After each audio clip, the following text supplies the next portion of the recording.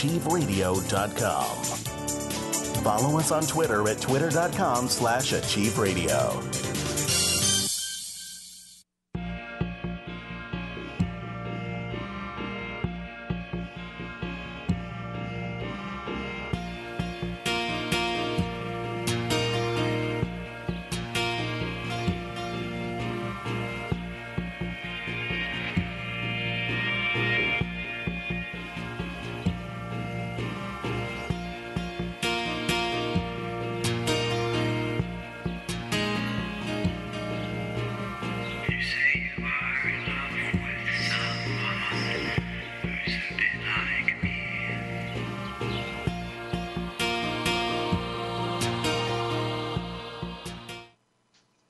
In addition to his consulting practice, Eric Linter authors many thoughtful articles and for more than a decade has been a regular contributor to Spirit of Change, New England's holistic magazine.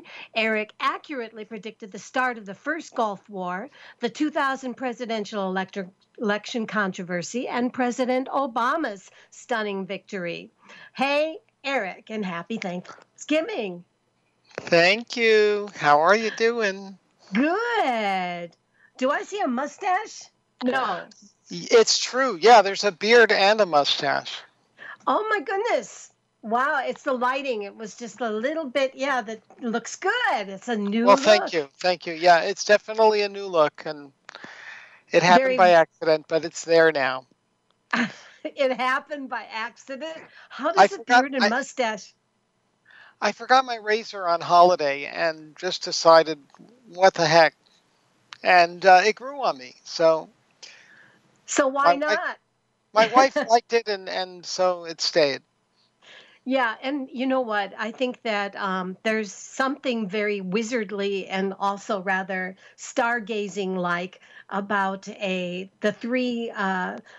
the three wise men and Eric Linter possibly in a new beard and mustache. So great. Maybe, Anne-Marie. You might be onto something there. So what's going on in your life these days? And are you still with Spirit of Change? And I continue to write for the Spirit of Change. Their website is spiritofchange.org, and my daily forecasts are always posted there. And I'm doing quite a bit of social media, Facebook posting and whatnot of my various articles and photographs, which I enjoyed taking with my phone, and staying busy consulting and planning a little holiday, another one. Maybe this time I'll shave the beard. We'll see what happens. So where were you when the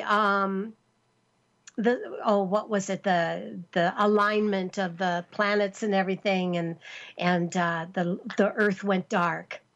Well, you mean the eclipse? Well, Yes. There have been so many alignments, and it seems like each of them gets almost undue attention as the latest, greatest, next big thing. Oh, really? The overall patterns, we sort of grind it on. I'm a Capricorn, so I try to stay grounded with all of this stuff. And, I get asked all the time, what do you think about the latest, greatest alignment? But they all seem to come and go, and the sun continues to rise, luckily. Right. Even though it seems every 6 weeks there's another prediction that the world is going to end. So we come back to enjoying somebody, what was that? Somebody had told me, she was she was a Southern worshiper in church, Mm-hmm. And there were all kinds of predictions by the Baptist Church that this was going to be the alignment that was called for in the Bible of something or other. And I can't remember exactly what it was, but she called frantic. She was very worried that it was the end of the world. Well, a couple of weeks ago, if that, we had this amazing conjunction of Venus and Jupiter, which some people claim was the alignment the three wise men had seen prior to the birth of Jesus. Wow. That's certainly a pleasant pairing in astrology, the so-called benefic or good guy planets. The good But at guy the planets. yeah, well, historically, back to the old days, before the discovery of Uranus, Neptune, and Pluto, there were only 7 known planets, including the Sun and Moon. And Mars and Saturn were viewed as troublesome, and Venus and Jupiter associated with happiness and prosperity and fertility and all the good stuff.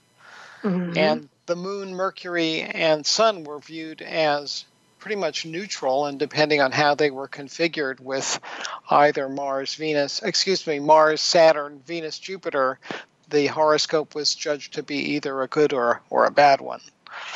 But Right. in the modern era, in addition to more planets, fixed I was going to stars, ask about that. harmonics, midpoints, what were you going to ask about? Well, with all the discovery of planets, what is an astrologer to do? Well, Well, I'll drink to that. some rush to their computer and dash out an article claiming they know all about it. I think in most cases it's wiser, again, I am a Capricorn, my disclaimer, to study it and take some time, really experiencing and seeing what it is about, because we have not yet lived through one full orbit of Pluto around the sun. Pluto was discovered in 1930 and has a 248-year orbit through the 12 Wow. signs. So technically speaking, as far as human conscious awareness of Pluto, we're approximately halfway through one of its orbits in building up research and studying how it actually impacts people. And Huh. this goes back to an interesting point. We talk about the precession of the equinoxes, the dawning of the age of Aquarius, which was preceded by the age of Pisces and the age before that of Aries and before that of Taurus, and so on and so forth. But this all has to do with the fact that things in space are constantly on the move. And back when you and I were both young squirts, people Hmm. believed that every 25,000 years, everything reset back to sort of its original positioning. And It they've discovered, rebooted. It yeah, in a rebooted. sense, yeah, somebody pressed the cosmic reset button. But Uh-huh. um, but now we know that thanks to our deep space telescopes, that everything's constantly moving. It's more, I think, accurate to say it's a one-shot deal. Each of us is a unique child of the stars, and the particular energies that existed at the moment we take our first breath will never really repeat exactly the same way. So it's a That is an constant learning adventure. that is a very interesting perspective. So when you look, and I just want to make sure that everybody knows that if they would like to have a reading where they can call in and ask Eric for a, what would you call that? That's not a natal, is that a natal scope? Or Well, it what do you call depends. it? I offer a variety of readings. I start with the natal horoscope, but most people have some type of issue, an event, a challenge, a decision to make when they contact me. And that involves researching the transiting planets and how they're impacting the natal chart, and also Mhm. looking at something called the progressed horoscope as well. Those are the 3 main sort of tools that I use as an astrologer. But for this, you would be doing, For this evening, I would mhm, simply need a person's date of birth at a minimum. If they happen to know the time, that's most helpful. But the mhm. day and the place is also, you know, advisable. So if you are sending in either an email question or calling in, please be prepared to provide me that information.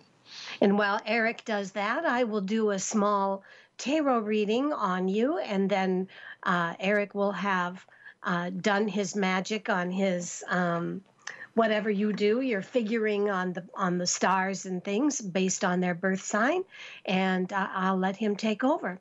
And for those brave souls who want to call in, the number is 602 666 6027. You can also inquick us, and we will be happy to give you a reading.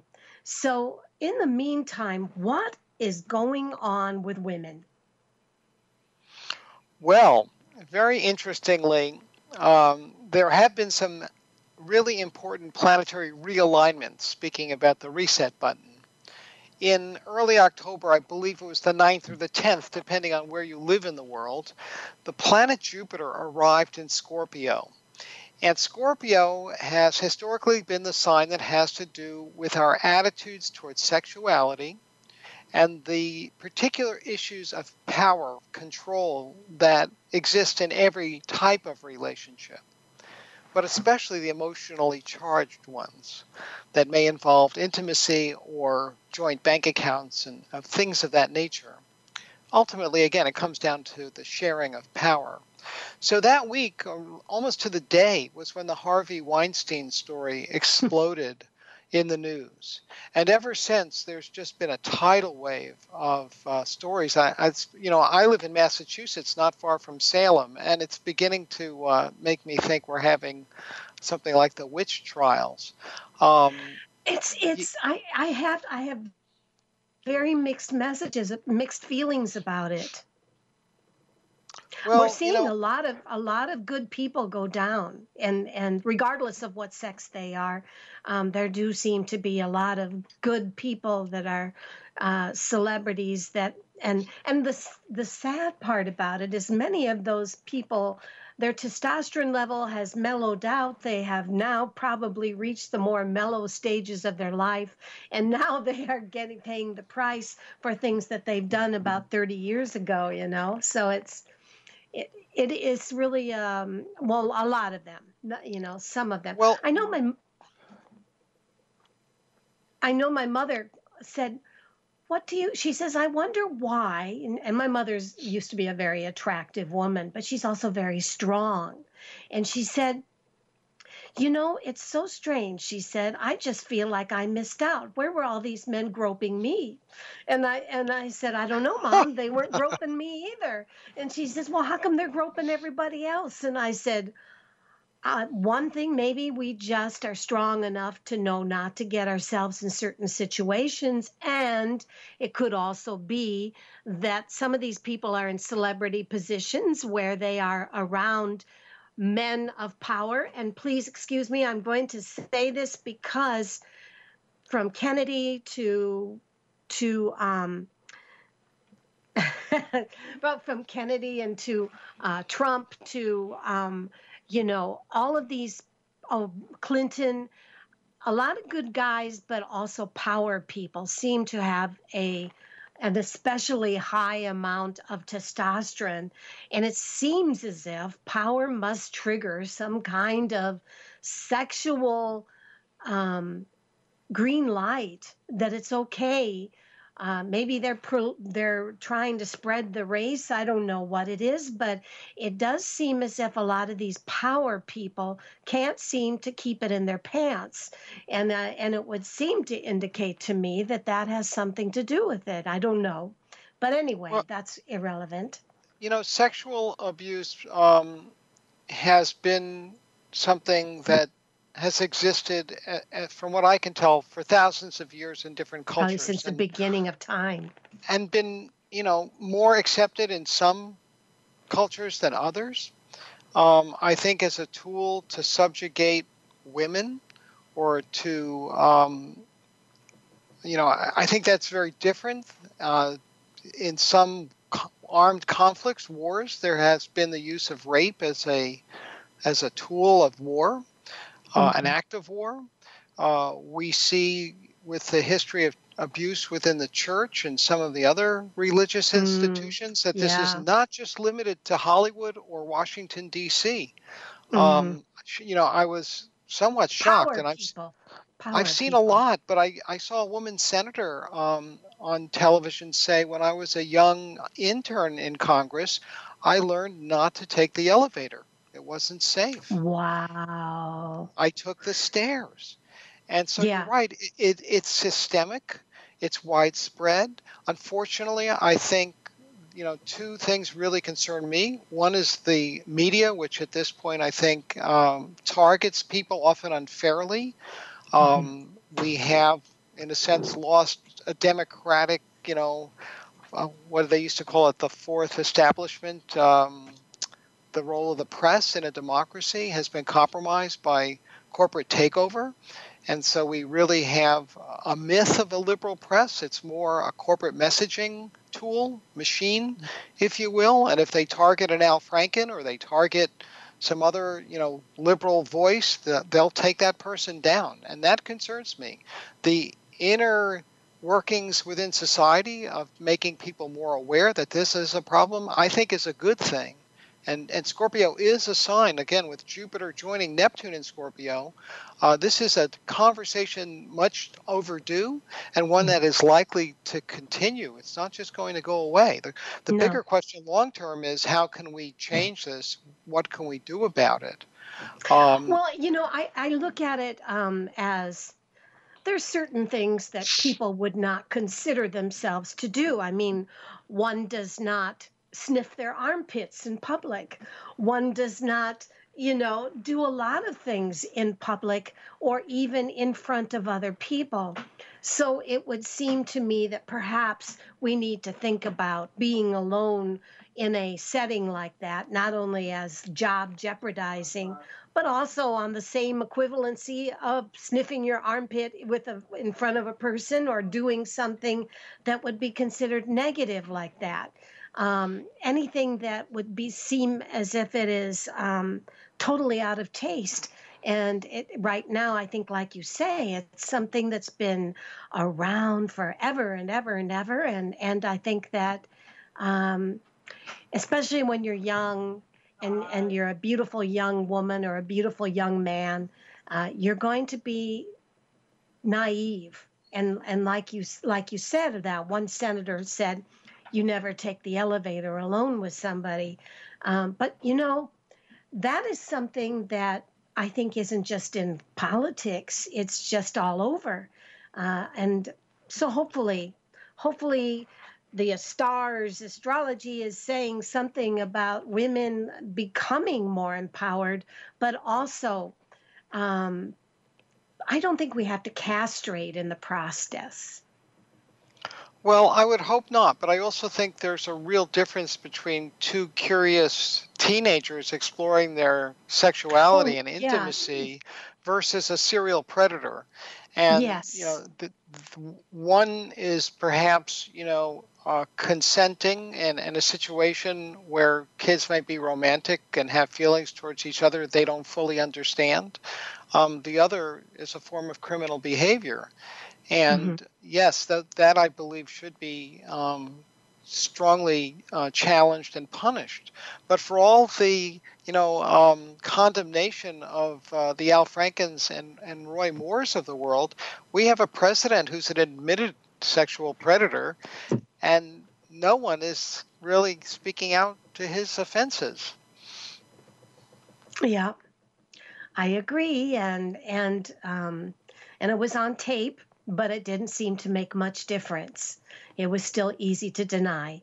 So I don't want to offend anybody's politics here. So we are strictly, right in the middle on this show here. But the thing is, it seems crazy, and I wondered if there was an alignment in the planets that was anything to see when the presidential elections happened. I thought at that time we'd have women in every side of the globe, but it didn't happen. But then along comes this, which seems to put women on top again. So I just wondered whether there was something, and you said something about Scorpio, and that would be the case. That's part of it. And, I mentioned there were two things that have concerned me. One is the role of the media. The other one is, as you say, this tendency, in some cases, to overreact, I believe. And we need to find a balance between, a mistake or certain levels of offense versus tarnishing somebody's reputation or, literally, sort of sending them out to pasture. Right. I'm not sure. Things have to be addressed on a case-by-case basis. Every situation is different. And another thing is people on the left defend their gal or their guy. The people on the right defend their guy or their gal. And they're willing to throw stones, at the other side, but not honestly deal on an equal footing with the people in their camp. And that really troubles me, too. I think the hypocrisy in a lot of this is disturbing. Well, I think they're calling that tribalism, isn't it? That's the new word. It's that I think that the Democrats have become as tribalistic as the Republicans have. It's almost as if within the parties themselves, they're splitting into other parties, and it's all become very tribal. And that's, I think, Mhm. Yes? Should we take a person that's in the room? Go ahead. Go ahead. Do you want to go? Do you want to finish that statement? I was just going to say, this tribalism seems to be global in scale. I mean, the people in, was it Catalonia in Spain wanting their independence, and the Spanish government saying no way. There's a lot of unrest around the world. Yeah. And astrologically, I think we're going to continue to see that. But I also want to quickly just point out one alignment that occurred a few weeks ago where Saturn and Uranus formed what we consider a very harmonizing angle, a trine relationship. And essentially, Saturn is the planet of the past and respect for our foundations, our history, our values. Uranus is progressive in its thinking and represents the future. So there's a responsibility for people who do know better, whether they're in spiritual work or politics or technology, to introduce and bring along the folks who are less prepared to move into the future. And hopefully we can bring some, of the strengths, the rediscover even some of the values that maybe we've let slide or taken for granted, and use those to build a better future. I think that's a very important theme as we close out this year and move into 2018. Sounds like a winner. We've got Sandy from Connecticut, so let's see what she has to say. Hi, Sandy. And we also have Russell from Cleveland. Hello. Thank you for taking me. Some of this also is diversion when you think about it. They let us know bits and pieces and put out just what we need to know. And to tell you the truth, I think Donald Trump is a very good diversion. Keeps people from really knowing that they're slowly losing their civil liberties, like the FDA wanting to take over the supplement industry and all that. I think that a lot of it has to do with diversion, of taking the masses of people and diverting their attention to things that are truly important. So we're more worried about the small things like Donald Trump, predator thing. What do you think about that, Eric? I, to some extent, agree. As I said earlier, I think we're in a very dangerous situation with a media that, 97% of all the television, cable, radio, magazines in this country are controlled by 6 corporations. And if they want to sell us Donald Trump, they want to sell us the next war, they do a marvelous job of it. They know just how to manipulate public opinion. And as Sandy pointed out, are very good at leaving out important details. I mean, we're under threat. The governments have manipulated masses of people through sound waves and frequencies over radios and television, and this has been going on for years. I think we are all sheep going to slaughter, you might say.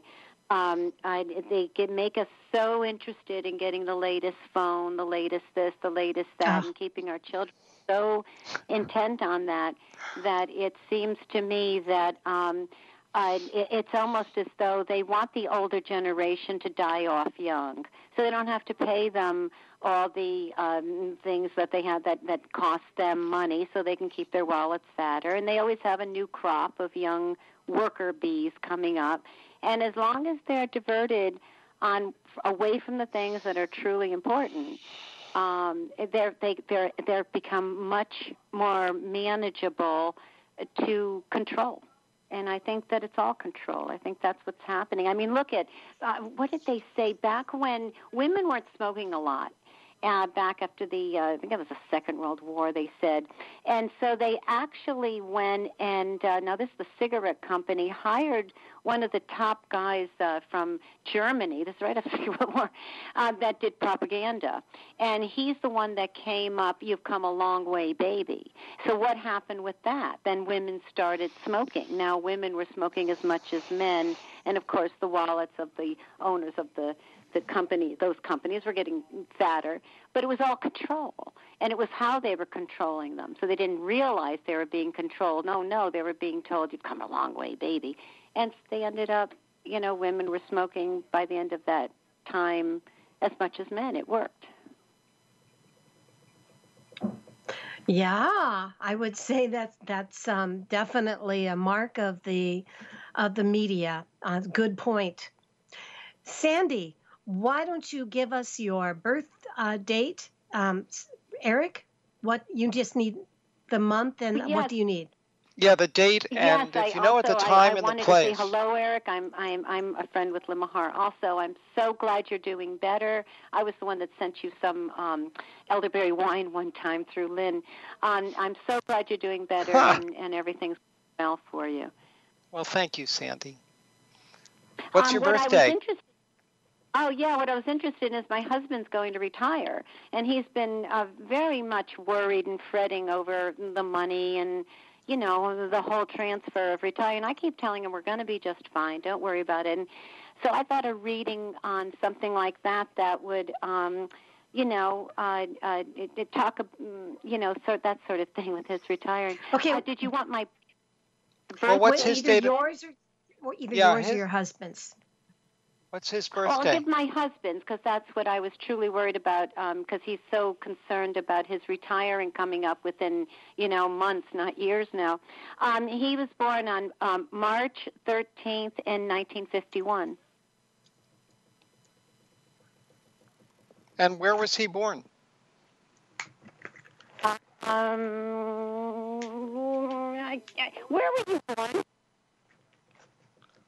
Born in New Haven. Thank you.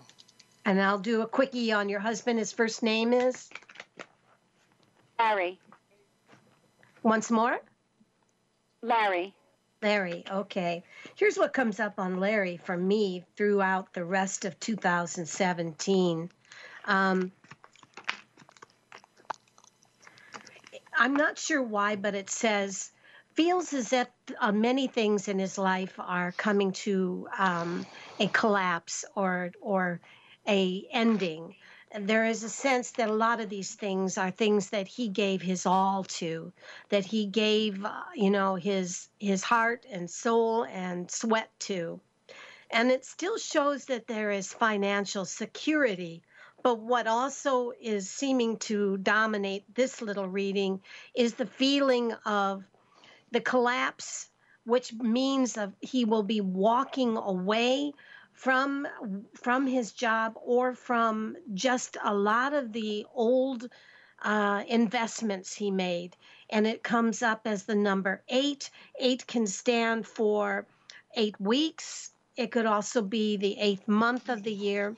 And it says walking away, and then it says now he's on a new path in life, something that he can actually make choices that he never could make before, and that collapse of the old investments had to happen for him to be able to enjoy the new liberties coming up.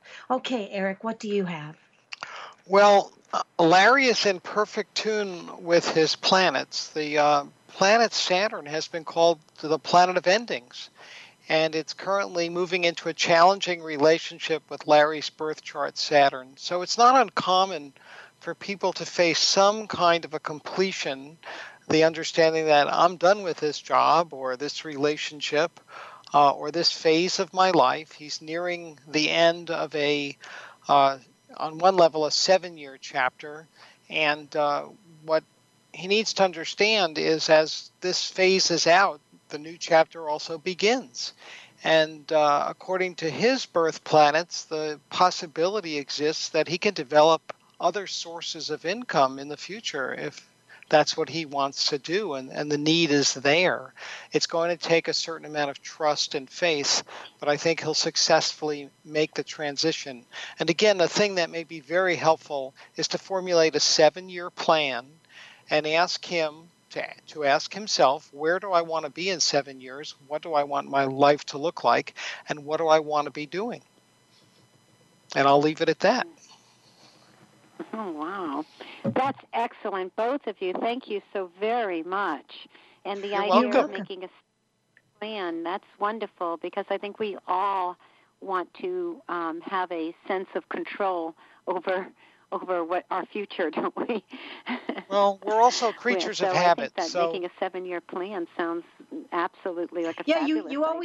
You always think of a 7-year plan being something you make when you're 21 or 25 or even 30, but it's when you're born in 1951, it's a little scary sometimes to think of that, but I think it can be liberating as well not to have those old pressures. So yeah, I think he'll do great. That's so wonderful to hear. It is. And he was quite worried over that. So he's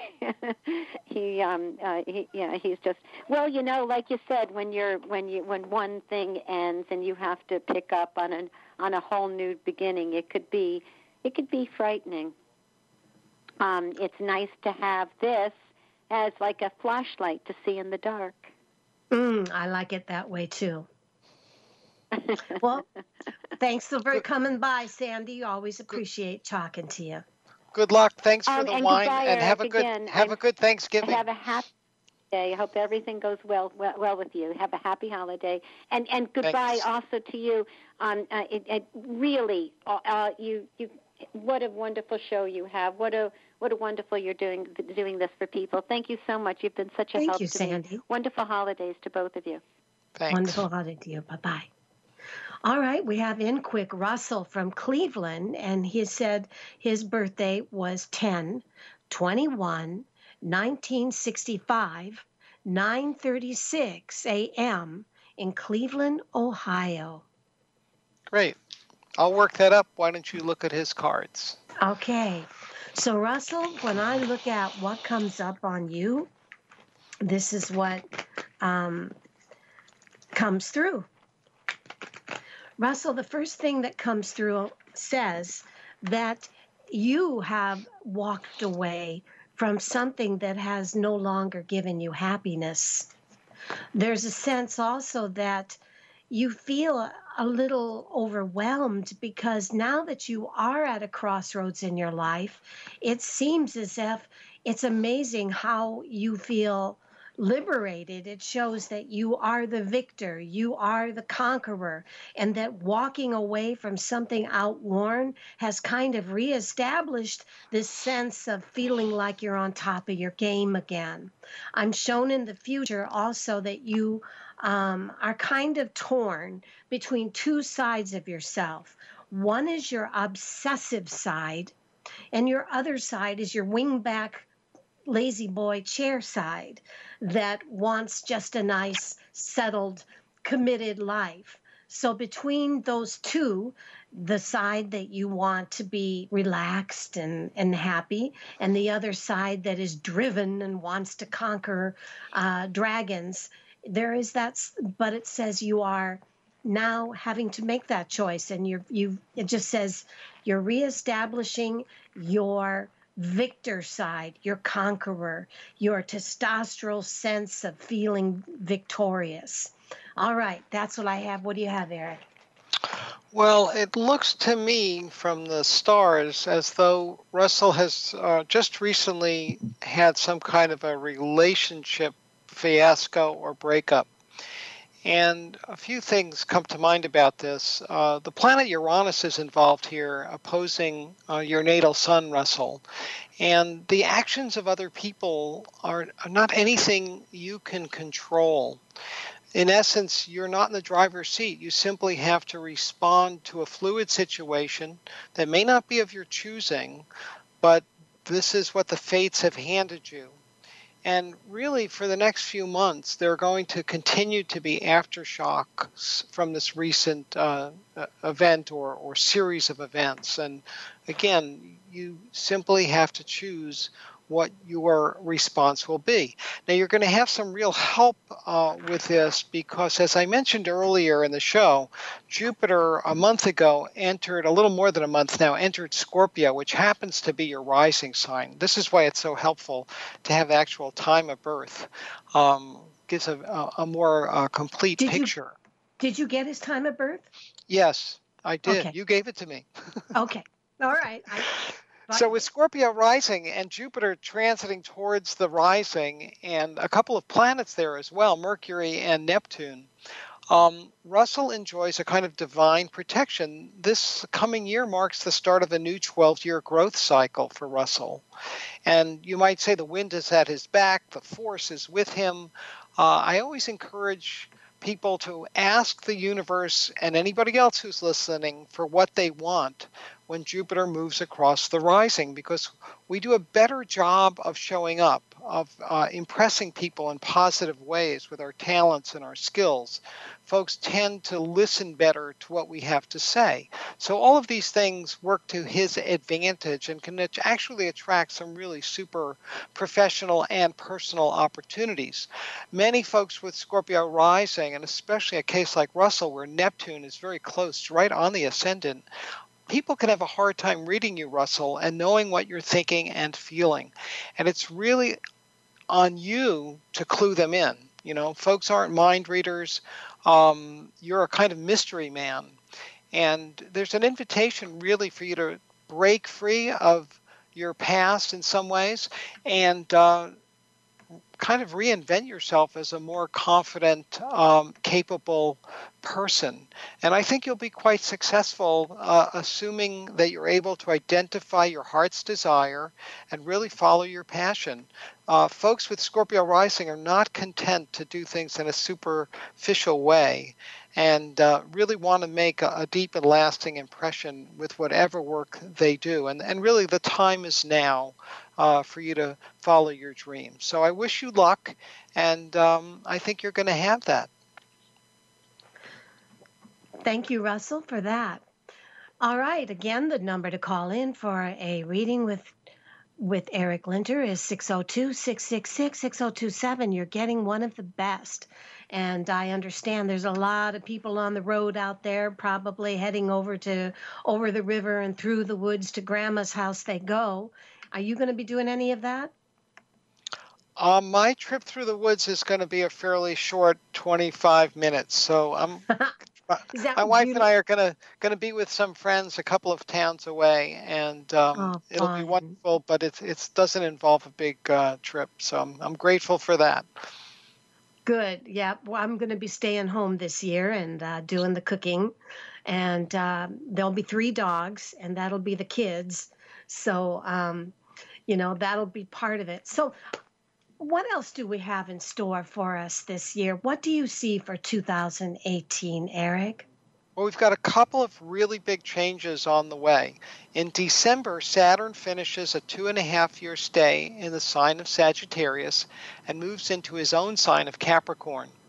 And Sagittarius is the sign of religion and politics, and a great many people have had some very good lessons, I would say, in the importance of voting and, politics and how government works or should work. Of course, there are lots of different opinions about this. But when Saturn reaches the sign of big business and big government, Capricorn, in December, there's going to be a lot of different shifts in perspective. And I think folks are going to become more adamant about demanding that government works for them. Because, our country was conceived on July 4th, 1776. We declared independence, making us a Cancer nation. And Capricorn is the opposite sign.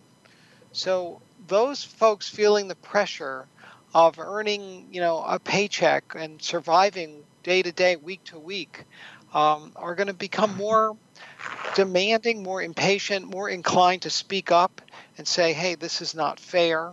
Saturn is known as the Lord of Karma. He'll be joining Pluto, which has been slowly making his way across Capricorn since 2008.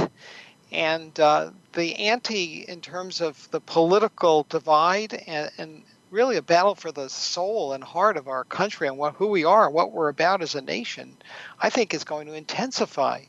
And then in the spring, another big shift occurs. Uranus, the planet of revolution, discovered during the American Revolution, has been for the past 7 years in the sign of Aries. And it will briefly move into Taurus next year, retrograde back in Aries, but it's, again, in transition. And Taurus is one of the major money signs. So questions are going to arise about value, about what we hold as sacred and important, and how we want to see our assets, including our tax dollars, directed. There's, I think, a likely, shall we say, change of course coming in these next few years for our nation. And this is something you and I have discussed in other shows over the years, Anne-Marie. But Pluto was in Capricorn back in 1776. And 2022 is the year that Pluto reaches the exact same spot it occupied when the country was founded. Wow. And here again, we have this planet that's symbolized by the phoenix rising out of the ashes. And our country faces a crisis of who we are going to be and whether we emerge as, the champion of democracy or an oligarchy run by a few, incredibly powerful, wealthy elitists is, in my mind, going to be a cause for great discussion, evolution, and perhaps revolution within the next 4 or 5 years. I do want to add to this. I have done probably 10 readings on the re-election of Trump, and in every one he gets re-elected simply for money reasons, because everybody's stock is doing so well and things. Now, I hope I'm wrong, but everything that comes through says that regardless of the tribalism and the dissent and things like that, for whatever reason, it keeps coming through that he's going to win the re-election. Honestly, I haven't done my astrological research on the 2020 election. I hope you're wrong, though. I hope I'm wrong, too, but that's what keeps coming through. And part of the reason that keeps coming through is that the Democrats at the time are having so many contradictory tribalistic wars within themselves that they can't decide who and what they stand for anymore. So that's why I was concerned about all this tribalism and what was coming through in my readings. But I feel that definitely people are getting very, very, it's just another thing. Have you ever done something on the North Korean issue? I haven't researched that. Okay, I just wondered if that was something that was also part of the dissent and things like that, and there's so many people worried about whether that's going to end up in a nuclear war, But it sounds like from what you're saying that may not. Well, I mean, there is a widespread collective anxiety with this president. And having a president who hurls threats on Twitter, threatening nuclear annihilation of another nation, doesn't exactly inspire calm and confidence. No, especially with someone like that North Korean, I don't even know how to say his name, Kim what is it again? Kim Jong-un. Kim Jong-un. And my apologies to anyone of Korean descent who may be listening, but I believe Kim Jong-un is how American newscasters say his name. And yes, he can be perceived as a threat, but in my thinking, Putin is a much greater threat. and the president keeps Really? cozying. Yeah, Putin keeps How do cozying you up to him. have you made any astrological readings on him? Well, I have looked at his chart in the past, and he is not a nice person.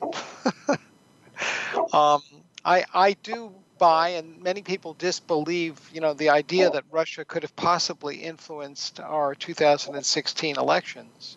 But I do think they were involved in cyber espionage and hacking.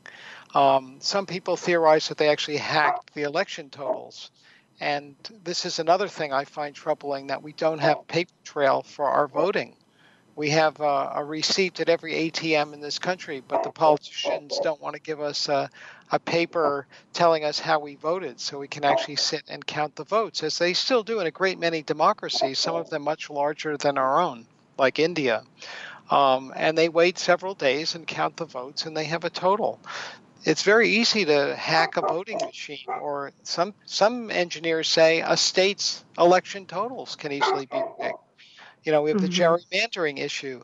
I think democracy has been undermined, and Putin has played a role in that. There are many observers who say Brexit in the UK was a result of, in part, Russian meddling and collusion. Oh yeah, it's not just us. It's happening all over. And the French election too. The French actually, I think, prepared for it and made counter moves to try and minimize the damage.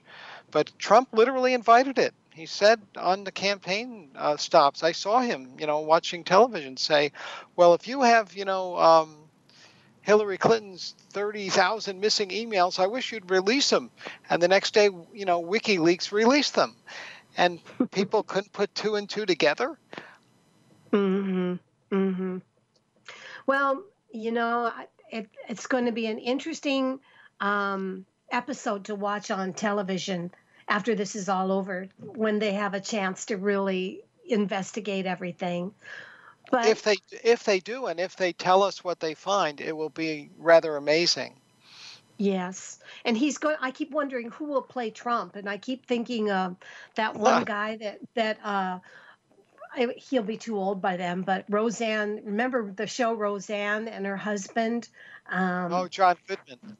Yeah, John Goodman. I see him being a great Trump for some reason, but, the kind of personality and stuff. Well, there are a lot of candidates for that job. Yeah. So mainly, I guess what I feel that I'm getting out of what you have told us, and I hope that it's not. I'm kind of worried, and I'm kind of not. I feel that we're going back. We're resetting ourselves back to a mentality of the United States when it first began. Correct? Well, no, I wouldn't say that. Oh, I think okay. there are certain dynamics that will, I think, as a matter of course, be re-looked at. So things like slavery, things like the genocide of the Native Americans, those themes which have been a part of the country since before it was founded as a nation. Remember, we had slaves prior to the establishment of the country, and we were stealing land and breaking treaties before then. I live in a part of Massachusetts where the very first Indian War was fought. I love my history. Wow. And there's call it original sin, but this kind of shame, guilt has been a part of the national psyche and has, I think, fed the abuse and continued abuse and subjugation of Native Americans and women and people of color to this day. So again, the phoenix rising from the ashes is the esoteric symbol for Pluto. And along with the beautiful multicolored bird, there are flames, there's smoke, there's ashes, and there has to be a purification process, a destruction of certain attachments, ego attachments, in order for a more enlightened expression of an individual person or a nation to exist in a way that I think more accurately reflects the principles upon which the country was born. And I remain something of an idealist. I consider myself a patriot, and my loyalty is first to country and, Constitution before any one individual. I don't think any president in my lifetime, has been universally loved and liked. I certainly never agreed with everything a president has done, and I don't think anybody who's paying attention would say they do. But this blind, as you call it, tribalism, this blind loyalty to party over common sense and dignity and respect for our, legal history and traditions.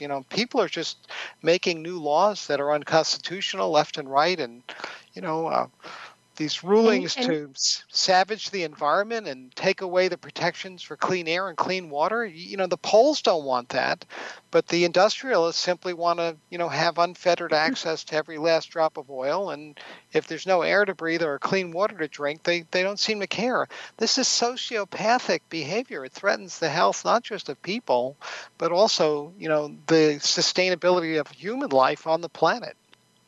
And we also have the power of women coming forth and starting to take charge. And you feel that is the Scorpion, the planet of Scorpio, in phasing that. Is that true? Well, I think Scorpio is a feminine sign. Water and earth signs are considered feminine in nature. And this is one of the shifts. As I mentioned, Uranus going into Taurus, that's a feminine earth sign. Saturn going into Capricorn, feminine earth sign. Jupiter in Scorpio, a feminine water sign. And these most recent elections, we had a lot of women elected in the state of Virginia in one place, and other elections, women have made, a very strong showing. And I think that's a trend that we'll see continue. The men have certainly screwed things up. Might as well give the women a chance to fix it. Well, and as far as you said once that Mars is a warlike planet, didn't you? Or Pluto? I did. Where's Mars on all this again? Well, Mars moves relatively quickly, having only a 2-year orbit around the sun. So, theoretically. Is that done with then? Well, the Mars influence? Not really. It's constantly changing. Currently, Mars is in Libra, the relationship sign, and sometimes called a sign of marriage, but it's also the sign of the courts and open enemies. So when things break down, Libra becomes that battleground where we try to establish some kind of resolution. Mars has been probably a big contributor to this current climate of accusations, and it is the planet of outrushing desire, call it lust, if you will. And in Libra, we see a lot of strains in various relationships, personal and between countries, etc. So to some extent, it's probably contributing to the controversial nature of these accusations. Well, would you like to give the robe of light prayer, Eric? And please I first, would. why don't you first give information on your website and where people can reach you? Sure enough. Before I say the robe of light prayer, which I'm really something I love and work with on a daily basis, and I hope you like it and will also, you can reach me at ericlinter.com. That's my website, and I also have a Facebook page. I'm always happy to have new Facebook friends if you want to connect with me there. And the magazine or the Spirit? The magazine I write for online is thespiritofchange.org. /daily astrology. You can find my forecasts every day of the year at their website. And I also do a seasonal article, which reminds me it's time to start on next year. We astrologers are always looking ahead. And with that, let me introduce to some of you something you may already know, but it's a wonderful healing and protective prayer known as the robe of light. And it goes like this. I clothe myself in a robe of light composed of the love, power, and wisdom of God, not only for my own protection, but so that all who see it or come in contact with it will be drawn to God and healed. And that's it. So you imagine yourself head to toe in white or pale yellow golden light and say this prayer. And I've seen many miracles, unexplained healings, and other wonderful things happen using it. It's like brushing your teeth. Put your robe of light on every day. And Eric, where is the next place you're going to be speaking? Are you still doing Well, here in Massachusetts in January, I'll be giving a talk on the 2018 stars at a place called the Enchanted Fox in Medway, Mass. Sounds fascinating. I would love to hear about that. That'll be a fun evening. After that one, then I want to hear it too. So thank you, Eric, very, very much for coming by. And it's always wonderful to see you. Thanks for having me, Anne-Marie. Have a great Thanksgiving. Thanks. Bye-bye. Well.